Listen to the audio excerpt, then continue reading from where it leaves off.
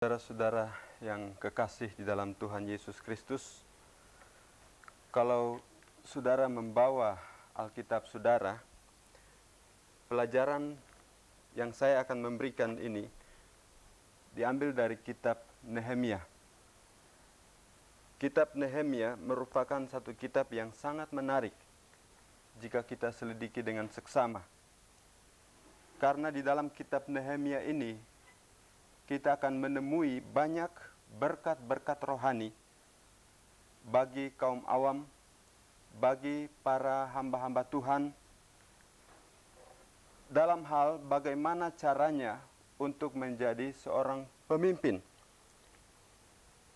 Dunia pada masa kini membutuhkan seorang pemimpin atau pemimpin-pemimpin yang sungguh-sungguh dapat menjadi pemimpin di mana melalui dia orang-orang lain dapat dibawa kepada kebenaran yang kekal, khususnya di dalam bidang pelajaran firman Tuhan. Nah, kitab Nehemia ini kita akan selidiki di dalam 4 bagian, dan bagian yang pertama yang merupakan pelajaran kita yang pertama, saya minta saudara membuka pasal 1 dan pasal 2 dari kitab Nehemia. Pasal 1 dan pasal 2.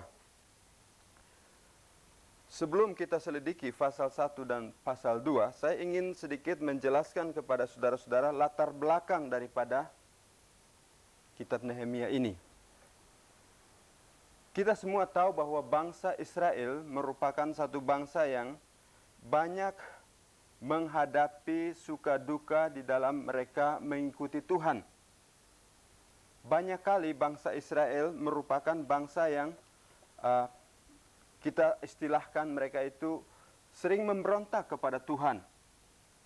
Walaupun mereka banyak melihat dan mengalami berkat-berkat Tuhan, tetapi mereka banyak kali juga melawan akan Tuhan. Sehingga sering Tuhan harus mengajar, bahkan menghukum bangsa Israel. Dan hukuman yang terjadi pada mereka adalah di mana mereka ditawan oleh bangsa-bangsa lain, khususnya bangsa Babil. Nah, saudara-saudara yang kekasih dalam Tuhan Yesus Kristus, di sini kita melihat bahwa Nehemia ini dia datang ke Yerusalem dengan satu maksud, tujuan yang penting, yaitu membangun kembali pagar, tembok, dan pintu kota Yerusalem yang sudah musnah karena dihancurkan oleh musuh mereka. Saudara-saudara, memang untuk melaksanakan tugas ini tidak mudah. Ini satu tugas yang cukup berat. Sebab bukan membangun sesuatu dari permulaan yang baru, tetapi membangun kembali. Kalau kita berbicara mengenai membangun kembali, berarti sesuatu yang sudah menjadi puing harus dibangun lagi. Dan ini lebih sulit saya rasa daripada kalau memulaikan sesuatu yang baru. Memulaikan sesuatu yang baru mungkin lebih mudah, lebih gampang, karena tidak ada hal-hal yang merintangi dan kita bisa mulai dengan sesuatu yang baru. Tetapi untuk memperbaiki sesuatu yang sudah rusak itu cukup sulit. Makan waktu banyak, makan tenaga, biaya, dan sebagainya. Nah, saudara-saudara,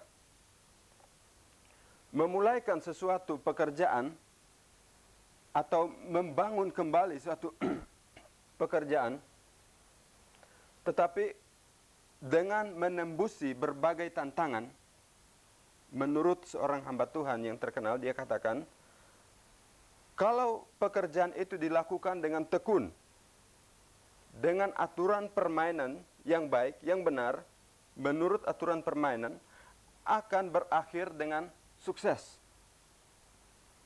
Nah, kesuksesan daripada Nehemia sebagai seorang pemimpin kita lihat dalam segi ini, yaitu dalam dia memimpin pembangunan kembali kota dan tembok Yerusalem. Dia membangun ini dengan tekun, menurut aturan permainan atau menurut cara-cara yang Tuhan sudah tetapkan bagi dia. Dan akhirnya dia sukses di dalam pekerjaannya. Dia berhasil. Nehemia berhasil. Memang saudara-saudara, khususnya di dalam pekerjaan Tuhan, kalau kita tidak sungguh-sungguh, tidak tekun melaksanakan pekerjaan Tuhan, apalagi kalau kita sebagai pemimpin Kristen, atau sebagai pemimpin kaum awam di dalam pekerjaan Kristen, kalau kita tidak melaksanakan pekerjaan Tuhan dengan tekun, dengan sungguh-sungguh, dengan beban seperti Nehemia, kita tidak akan mengalami kesuksesan seperti yang dialami oleh Nehemia ini. Nah, kota Yerusalem sudah hancur, terbongkar. Kita baca di dalam firman Tuhan bahwa sudah menjadi puing, porak-poranda. Rusak seluruhnya. Pintu gerbang sudah hancur, dibakar oleh musuh yang datang menawan bangsa Israel akibat dosa mereka pada Tuhan. Jadi kalau kita melihat merombak dan memperbaiki kembali atau membangun kembali, maka merombak adalah satu pekerjaan yang gampang. Pekerjaan yang mudah sekali. Tetapi lain dengan membangun. Karena merombak, kita tidak perlu ada persiapan lebih dulu. Untuk merombak sesuatu tidak perlu persiapkan.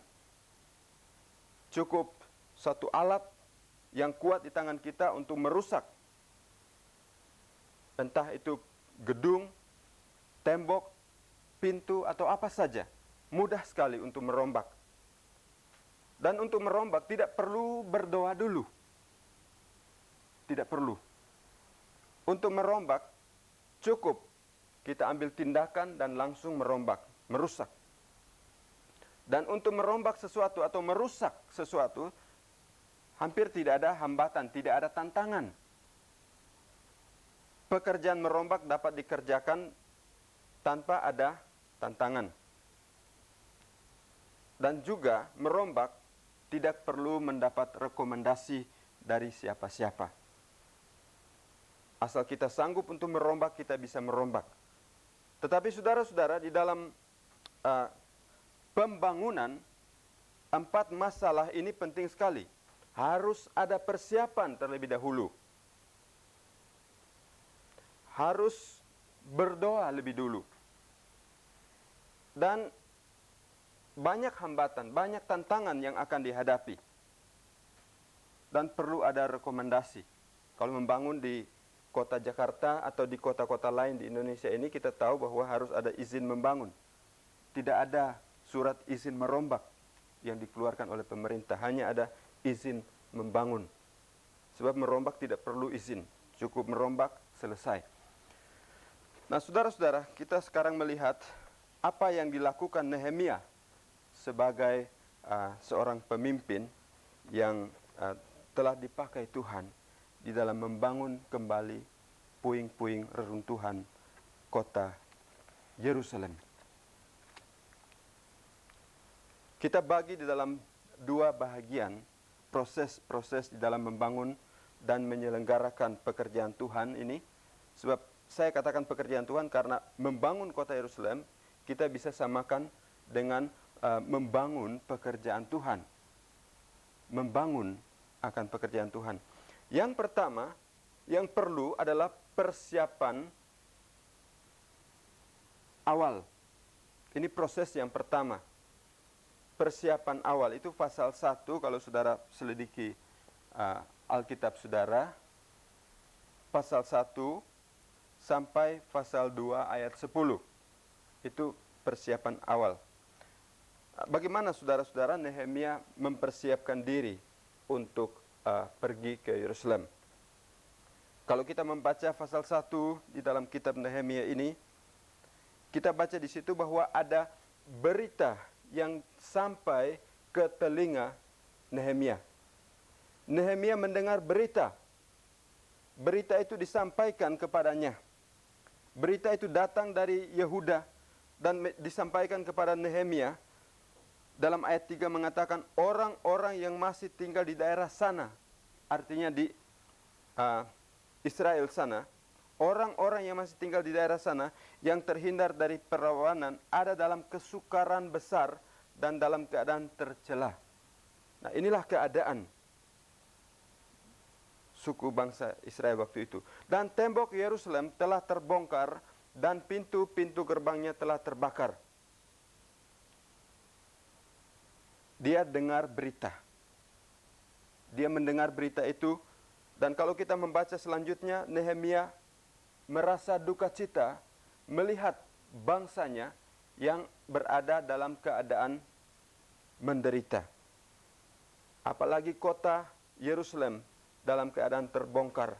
Tembok sudah terbongkar dan pintu-pintu gerbangnya telah terbakar.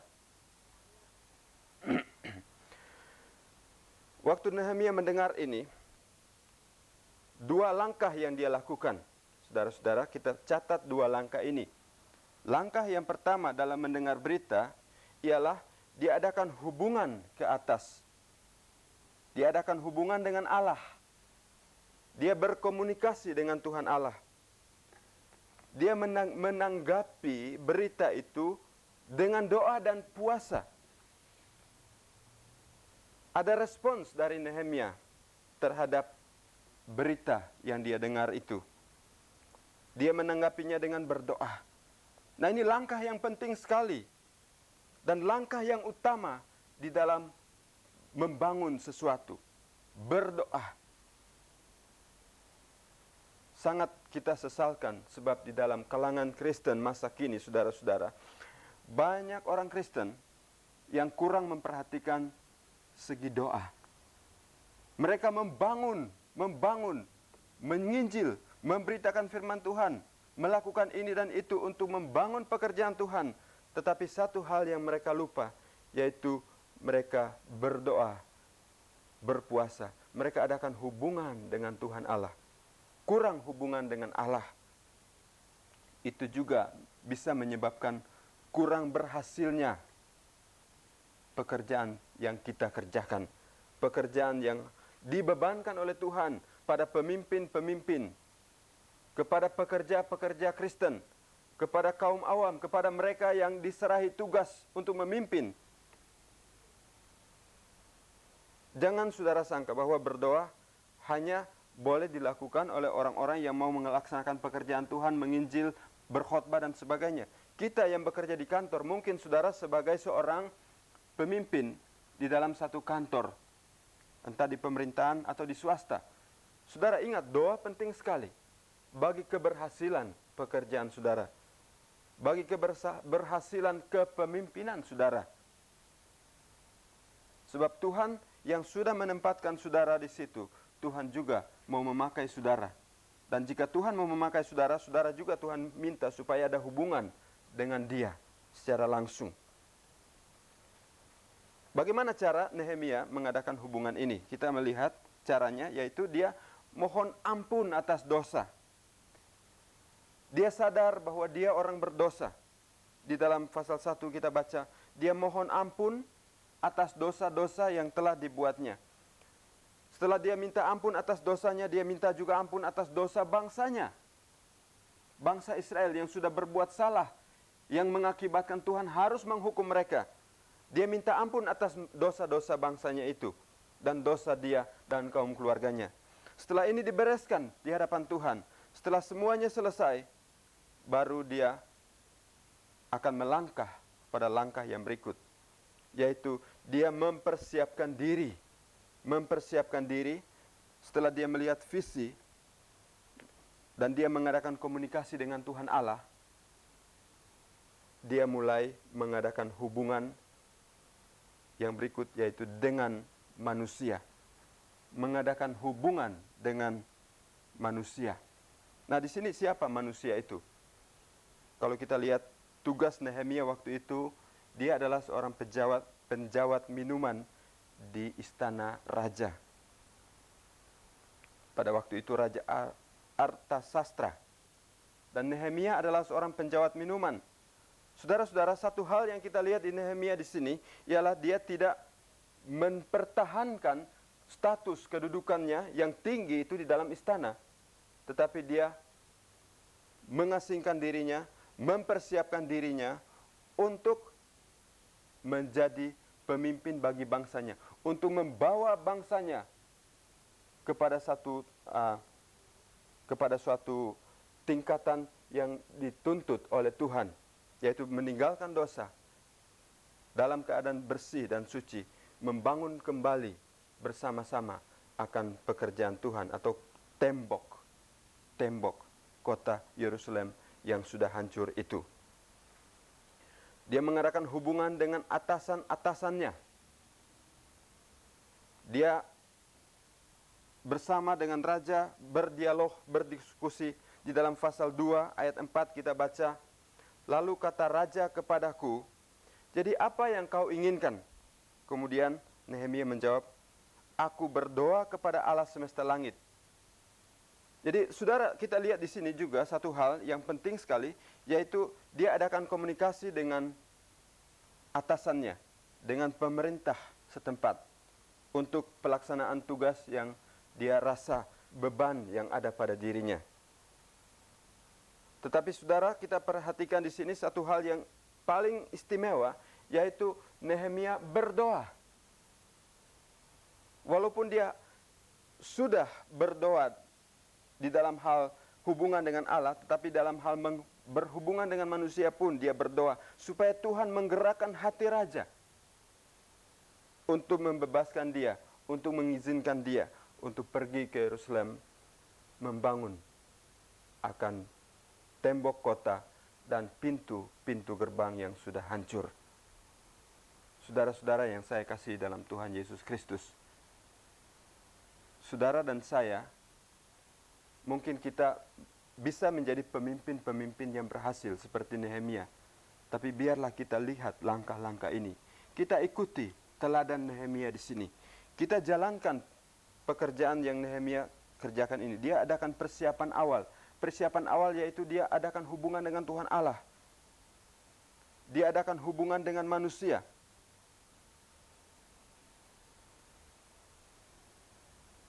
Dan kemudian saudara-saudara, pasal 2 ayat 10 mengatakan, Nehemia tidak terlepas dari hambatan. Jangan kita sangka bahwa kalau kita sudah berdoa pada Tuhan, kalau kita sudah minta pada Tuhan pertolongan untuk Dia menolong kita dan memakai kita dalam pekerjaannya atau melaksanakan satu tugas istimewa bagi Dia, jangan saudara sangka bahwa hambatan tidak akan ada. Ini anggapan yang keliru.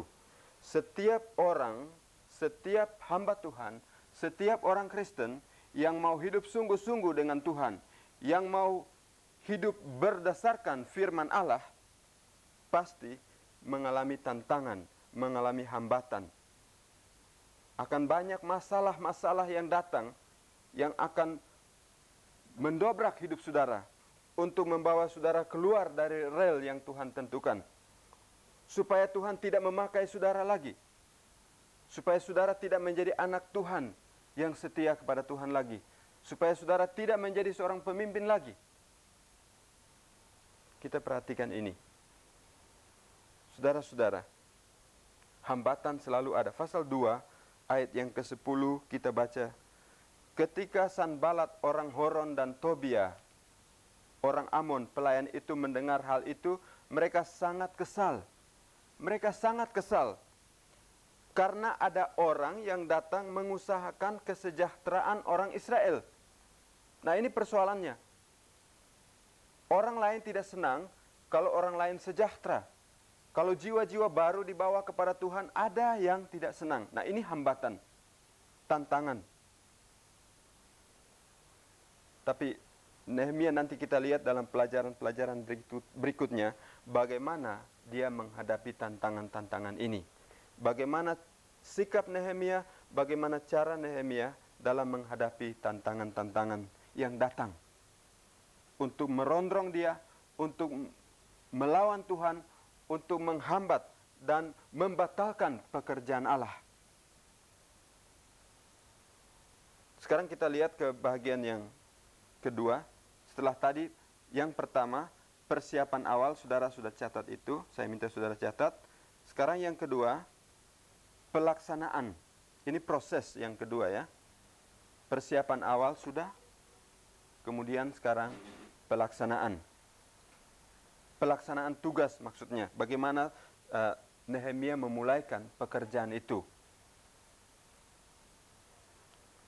Pelaksanaan masih dalam judul proses dalam membangun dan menyelenggarakan pekerjaan Tuhan, masih dalam judul itu ya.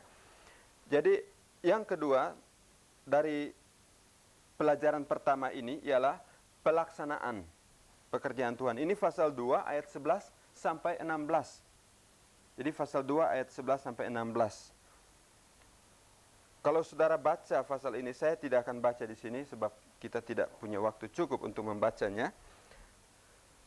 Cara Nehemia satu cara yang paling indah, tepat sekali. Bagaimana Nehemia memulaikan pekerjaan yang dibebankan oleh Tuhan bagi dia. Yang pertama, dia adakan survei. Dia mengadakan survei. Dia adakan feasibility study. Itu pasal 2 ayat 11 sampai 16. Di dalam pembagian ayat-ayat ini kita baca bahwa waktu Nehemia masuk kota Yerusalem, dia tidak memberitahukan kepada siapa-siapapun akan rencana beban yang ada dalam hatinya. Yang tahu hanya Nehemia dan Tuhan. Orang lain tidak tahu. Nehemia berdiam diri dulu. Dia berdiam diri di muka kaki Tuhan untuk meminta Tuhan menolong dia di dalam pekerjaan yang besar ini nanti. Dia adakan survei, melihat pada waktu malam dia keluar. Kalau saudara baca, dia keluar dan dia melihat keadaan tembok itu. Dia menyelidiki tembok itu sekitarnya, pintu-pintu gerbang. Dia adakan pengamatan yang seksama akan tembok itu. Dia tidak langsung sampai di Yerusalem dan mulai mengerahkan orang banyak dan bilang, ayo mari kita bekerja bersama-sama membangun tembok ini sebab saya sudah diberi kuasa oleh Tuhan. Saya sudah diberi kuasa oleh Tuhan untuk pekerjaan yang besar ini. Saudara-saudara, Nehemia tidak berbuat begitu. Nehemia tidak langsung demonstratif pergi ke Yerusalem dan mengatakan bahwa saya diberi kuasa oleh Tuhan untuk melaksanakan tugas-tugas ini. Tidak. Nehemia berdiam diri dulu dan kemudian dia selidiki situasi kota Yerusalem, situasi tembok, baru dia memulaikan akan apa yang sudah Tuhan berikan kepada dia untuk dilaksanakan. Jadi saudara-saudara, kita lihat di dalam kehidupan Nehemia sebagai seorang pemimpin ialah bahwa Nehemia ini dia tidak menonjolkan dirinya. Dia tidak mengangkat-angkat akan kedudukan dan status atau dirinya. Tetapi dia tetap merendahkan dirinya. Merasa dirinya tidak layak di hadapan Tuhan. Dia merasa dirinya orang yang tidak berarti. Saudara-saudara, ini teladan yang paling baik yang perlu kita miliki. Jika kita ditugaskan oleh Tuhan, diserahi tugas untuk memimpin sekelompok orang atau orang banyak, atau gereja, atau organisasi, atau yayasan, atau apa saja. Yang penting bagi saudara dan saya, yaitu kita tidak meninggikan diri kita. Kesombongan atau meninggikan diri itu bisa mengakibatkan kita jatuh. Sebab firman Tuhan mengatakan siapa yang mengangkat dirinya, dia akan direndahkan oleh Tuhan. Siapa yang merendahkan dirinya, dia akan ditinggikan oleh Tuhan. Kemudian ini Nehemia melihat situasi kota Yerusalem. Setelah dia melihat, barulah dia mulai kepada langkah yang berikut, yaitu memulaikan pekerjaan itu. Tapi saudara-saudara, survei, penyelidikan, dan pengamatan itu penting di dalam setiap pekerjaan, setiap tugas, apa saja yang kita kerjakan untuk Tuhan maupun untuk manusia. Kalau tidak dengan survei lebih dulu, kalau tidak adakan penyelidikan, perhitungan lebih dulu, menganggarkan, merencanakan, mengadakan pengamatan yang seksama tentang apa yang kita mau kerjakan, maka kita bisa saja berhasil, tapi hasil kita tidak begitu sebaik jika kita mulai dengan survei, penyelidikan, dan pengamatan.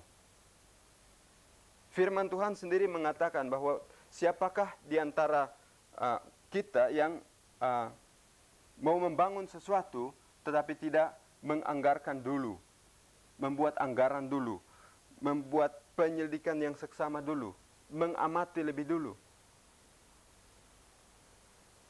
Nah, saudara-saudara, orang Kristen, saya dan saudara, sebagai anak-anak Tuhan, ingat, kita perlu duduk di kaki Tuhan dan mulai selidiki, melihat, memperhatikan, menyelidiki, mempersiapkan diri secara matang, secara sungguh-sungguh. Pada waktu kita terjun dalam pekerjaan Tuhan, kita tidak ceroboh, kita tidak gegabah, tidak begitu saja masuk tanpa ada persiapan yang matang. Banyak pekerjaan, banyak pelayanan yang putus dan macet di tengah jalan karena dilaksanakan tanpa pemikiran lebih dulu, tanpa survei, tanpa penyelidikan, tanpa pengamatan, dan akhirnya gagal. Seorang yang mau bekerja, dia harus mengatur segala sesuatu, mempersiapkan alat-alat yang dia mau pakai sebagai alat untuk bekerja. Dia harus menyelidiki tempat, lokasi, menyelidiki situasi, menyelidiki keadaan, bagaimana keadaan lingkungan itu, bagaimana dengan musuh-musuh yang mungkin bisa datang untuk menyerang seandainya ini Yerusalem. Itu yang diperhatikan oleh Nehemia. Dia selidiki dulu, dia adakan pengamatan. Kemudian di dalam ayat yang ke-17 di dalam Nehemia pasal 2 ini, kita sampai pada motivasi, tantangan, dan target. Ada motivasi, ada kemauan yang keras dari Nehemia untuk melaksanakan pekerjaan itu. Kalau kita mengerjakan pekerjaan Tuhan, asal kerja karena ditugaskan, karena dibebankan pekerjaan itu, tanpa punya beban sendiri, tanpa ada kerinduan atau beban pada pekerjaan kita itu, komitmen, maka pekerjaan itu tidak akan tahan lama. Sebab Tuhan mau komitmen kita, beban kita, di dalam pekerjaan Tuhan, di dalam pelayanannya. Dan ini penting sekali bagi saudara dan bagi saya. Motivasi dalam pekerjaan Tuhan. Apa motif dalam melaksanakan pekerjaan ini? Apakah motif Nehemia di sini ialah supaya dia bisa menjadi raja di Yerusalem, menguasai kota Yerusalem itu bagi dirinya? Saya kira tidak. Nehemia tidak bermotif yang negatif dalam rencananya dan dalam tugasnya untuk membangun kembali tembok Yerusalem itu.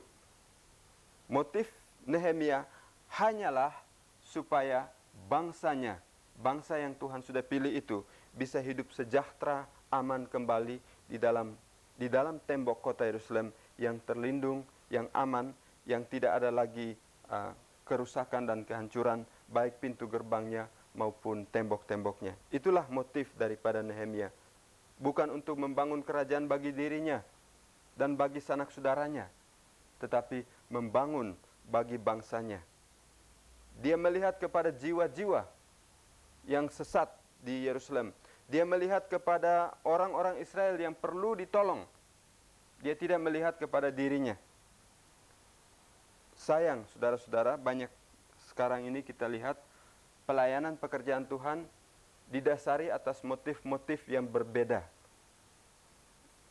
Banyak orang menjadi pemimpin dan kepemimpinannya itu didasarkan atas motif-motif yang tertentu.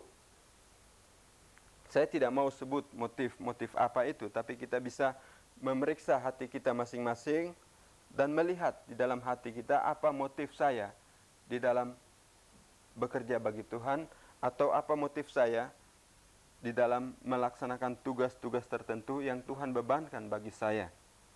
Itu yang perlu kita selidiki, motifnya. Sebab kalau seandainya motif kita negatif, tantangan datang, kita bisa lari saja. Kita bisa jadi sebagai gembala upahan yang setelah ada serangan musuh datang, karena dia diupah, maka dia bisa lari dan tinggalkan akan pekerjaannya itu. Tinggalkan domba-domba. Tapi kalau seorang gembala yang sungguh-sungguh gembala dengan motif mengasihi domba, merawat domba, mau menyegarkan domba-dombanya, membawa dombanya ke air yang tenang, ke rumput yang hijau, maka pasti apapun yang datang, tantangan apapun yang datang, hambatan apapun yang datang, dia akan hadapi itu dengan berani. Dia akan hadapi itu dengan pimpinan daripada Tuhan untuk mengatasi segala tantangan yang datang. Jadi saudara-saudara, saya mohon supaya kita perhatikan motif kita masing-masing di dalam mengerjakan pekerjaan Tuhan ini.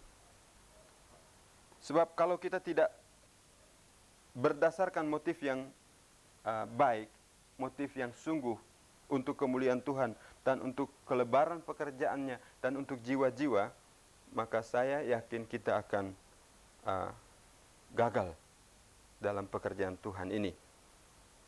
Sebab banyak tantangan yang nanti kita lihat sebentar, tantangan-tantangan yang datang, yang menyerang akan Nehemia ini.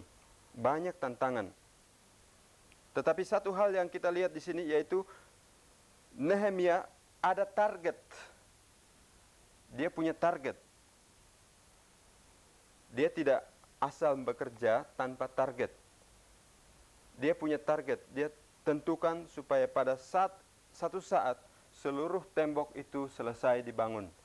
Dan seluruh bangsa Israel yang tersebar itu dan yang dalam keadaan ketakutan di kota yang sudah puing itu akan aman kembali. Itulah targetnya daripada Nehemia.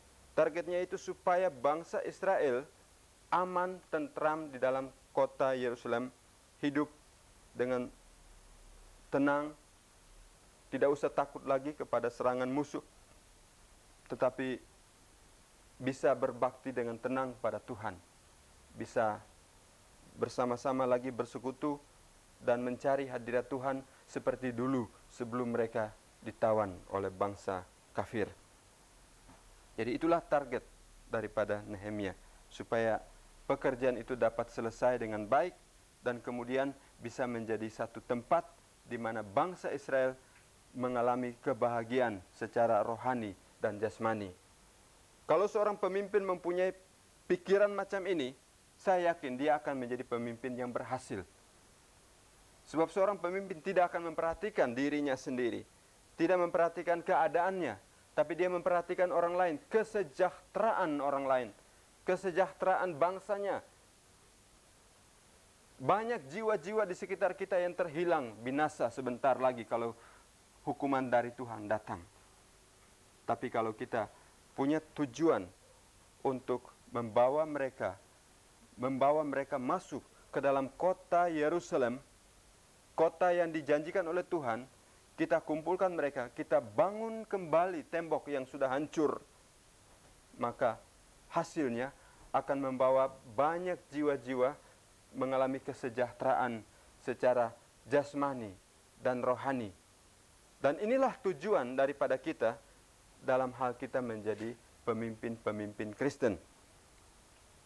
Kalau kita punya tujuan untuk kesejahteraan pribadi, kesejahteraan keluarga kita sendiri, kesejahteraan suku, kesejahteraan lingkungan kita, dan tidak memperhatikan secara keseluruhan bangsa Israel secara utuhnya, bangsa Tuhan, umat pilihan Tuhan, yaitu Israel rohani, orang-orang yang terhilang itu, saudara-saudara,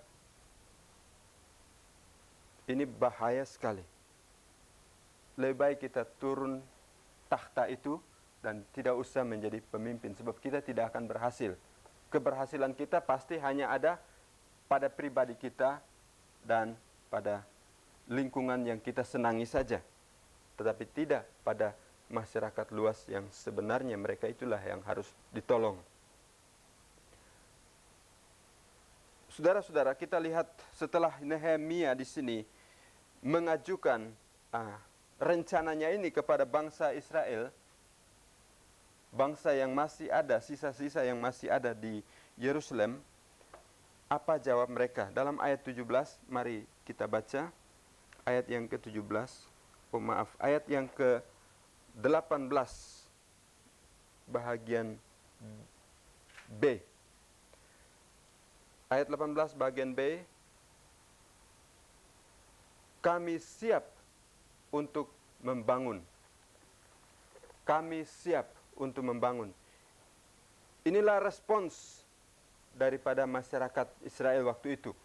Bangsa yang sedang dilanda ketakutan karena tembok kota rusak dan takut musuh bisa datang segera untuk menawan mereka pergi atau membinasakan mereka. Tapi setelah mereka melihat Nehemia datang, mereka katakan, kami siap untuk membangun. Nah, saudara-saudara, kenapa mereka bisa menjawab ini pada Nehemia? Mengapa mereka berani mengatakan, kami siap untuk membangun? Satu hal, yaitu bahwa Nehemia datang dengan persiapan-persiapan yang matang. Sudah ada persiapan awal. Setelah dia mendengar berita, dia datang pada Tuhan dan dia berdoa. Dia berdoa untuk bangsa itu. Dia berdoa supaya Tuhan buka hati bangsa Israel yang ada di Yerusalem, supaya waktu saya sampai di sana, mereka sudah siap juga untuk mendengar saya dan siap juga untuk bekerja bersama dengan saya. Saudara-saudara, di sini kita lihat keberhasilan daripada Nehemia, yaitu dia tidak langsung sebagai pemerintah yang datang memerintah rakyatnya, tapi dia berdoa bagi mereka, sebab mereka akan menjadi kawan sekerja dia di dalam pekerjaan yang besar itu. Setelah Nehemia datang, sudah dengan persiapan, dengan doa, sudah survei, sudah adakan penyelidikan, sudah adakan pengamatan, maka mereka respons spontan mengatakan, kami siap untuk membangun. Saudara-saudara, ini tidak gampang untuk mengerahkan satu bangsa yang besar untuk mengikuti kita bersama-sama membangun sesuatu. Tidak mudah. Tetapi bisa dimudahkan jika Tuhan sudah lebih dulu mencapai hati-hati mereka. Jika Tuhan sudah sampai ke hati-hati orang-orang itu dan sudah menguasai hati-hati mereka, maka pasti hati itu sudah terbuka, sudah siap untuk menyambut rencana Allah yang Tuhan Allah sudah bebankan bagi saudara dan bagi saya untuk pelaksanaan tugas yang besar ini. Mereka katakan, kami siap untuk membangun. Ini berarti secara rohani mereka siap, secara jasmani, mental siap. Karena mereka tahu membangun berarti menentang, melawan tantangan yang akan datang.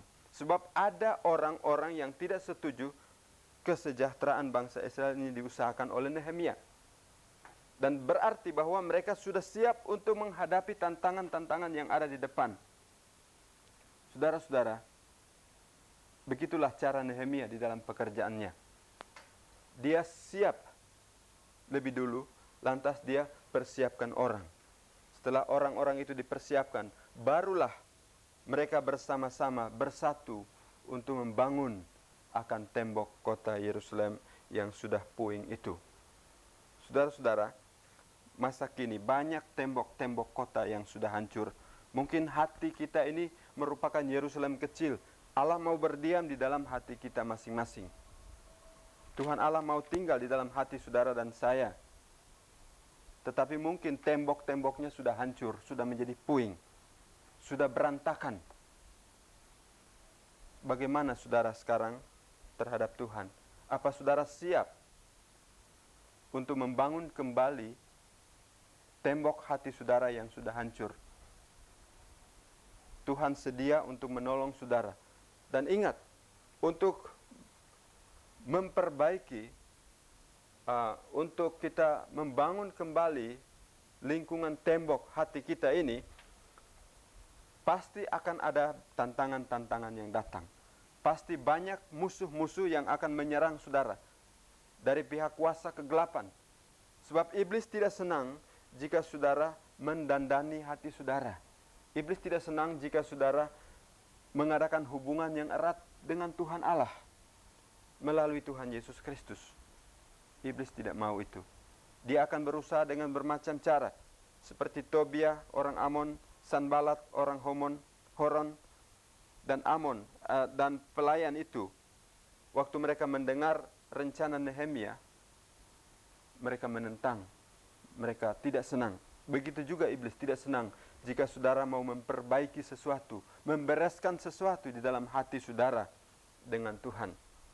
Tapi itulah yang harus kita buat jika kita mau menjadi pemimpin, menjadi anak Tuhan, dan menjadi orang Kristen yang berhasil dalam pekerjaan Tuhan yang kita sama-sama kerjakan dan kita sama-sama laksanakan. Hambatan-hambatan setelah mereka memulaikan pekerjaan itu banyak. Banyak sekali hambatan, banyak sekali tantangan. Tetapi Nehemia menangkis semua itu dengan firman Allah dan dengan doa. Nah, saudara-saudara, kita melihat sekarang ada beberapa hal yang penting sekali yang saya ingin kemukakan pada saudara-saudara mengenai pelajaran kita yang kita pelajari pagi ini. Baik, saudara tetap memperhatikan Alkitab saudara. Dan kalau saudara mempunyai catatan, saudara catat saja di dalam buku catatan saudara masing-masing tentang beberapa hal ini. Khususnya bagian pelajaran yang pertama ini, saudara catat beberapa pertanyaan yang ini bisa saudara jawab nanti kemudian setelah saudara tinggalkan ruang ini. Yang pertama saya minta saudara catat ini, bagaimana akhir dari suatu pekerjaan yang dikerjakan dengan menghadapi tantangan. Bagaimana akhir dari suatu pekerjaan yang dikerjakan dengan menghadapi banyak tantangan, tetapi dikerjakan dengan tekun. Ini saya minta saudara jawab sendiri saja. Saudara pakai jawaban saudara, terserah apa yang saudara akan jawab di situ. Tapi pekerjaan yang dikerjakan dan banyak tantangan yang datang, tetapi dikerjakan dengan tekun, dengan sungguh-sungguh, dan tetap pada prinsip firman Allah, apa akibat, apa hasil dari pekerjaan yang macam itu. Bisa saudara tulis jawabannya masing-masing saja. Dan yang kedua, sehubungan dengan tugas Nehemia untuk membangun kembali tembok kota Yerusalem itu yang telah roboh. Nah, sekarang saya minta pendapat saudara. Menurut pendapat saudara, mana lebih mudah? Mungkin saya sudah kemukakan ini tadi waktu saya kasih keterangan mengenai pelajaran ini. memulaikan sesuatu pekerjaan yang baru itu lebih mudah atau memperbaiki sesuatu yang telah dirombak atau dirusakkan oleh orang lain. Saudara umpamanya ditugaskan untuk memperbaiki sesuatu yang sudah rusak. Atau saudara ditugaskan untuk memulaikan satu pekerjaan. Mana yang saudara rasa lebih mudah, lebih gampang bagi saudara? Memperbaiki sesuatu yang sudah rusak, harus dibaharui kembali, atau memulaikan sesuatu yang baru? Bagi saya pasti memilih memulaikan sesuatu yang baru daripada memperbaiki yang rusak. Ada beberapa penjelasan dari orang-orang yang mengatakan bahwa untuk memperbaiki sesuatu yang sudah rusak itu sulit sekali. Sebab sebagai contoh, ada beberapa hal yang saya alami di dalam pelayanan saya di Jawa Tengah, yaitu ada 1-2 jemaat yang diserahkan kepada kami untuk dilayani. Nah, jemaat itu sudah dikuasai oleh satu ajaran yang tidak sesuai dengan Alkitab. Dan kami masuk ke situ dan berusaha untuk memperbaiki jemaat itu. Memang terasa sekali sulit untuk memperbaiki yang sudah rusak itu. Sulit sekali. Untuk istilahnya mencuci otak orang-orang itu. Tapi ada juga desa-desa atau tempat-tempat yang lain yang kami datangi dan kami memulaikan pekerjaan yang baru. Memulaikan suatu jemaat yang baru di situ. Mengembangkan jemaat itu menurut firman Allah. Nah, lebih mudah saya rasa itu membangun sesuatu yang baru daripada memperbaiki yang rusak. Nah, sekarang pendapat saudara bagaimana? Terserah pada saudara masing-masing.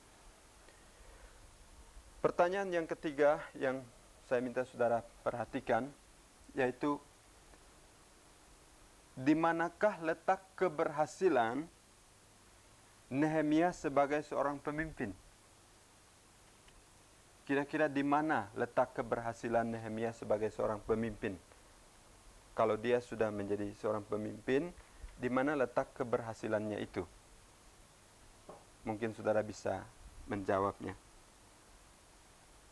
Tapi ingat, perhatikan dan ikutilah setiap langkah yang ditempuh Nehemia dalam kepemimpinannya. Langkah-langkah yang Nehemia jalani di dalam dia memulaikan pekerjaan itu sampai dia mulai melaksanakan pekerjaan membangun itu. Jadi perhatikan dan ikuti setiap langkah yang ditempuh Nehemia dalam kepemimpinannya. Kemudian yang keempat, saya minta supaya saudara baca pasal 1 dan pasal 2 dari kitab Nehemia ini, dan catatlah setiap proses yang ditempuh oleh Nehemia dalam rangka tugas kepemimpinannya. Jadi catatlah setiap proses yang ditempuh oleh Nehemia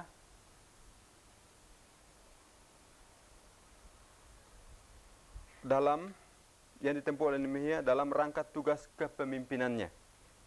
Jadi kalau saudara catat ini, saudara lihat pertama bagaimana Nehemia membawa dirinya di dalam dia punya pekerjaan dan dalam dia punya pelayanan.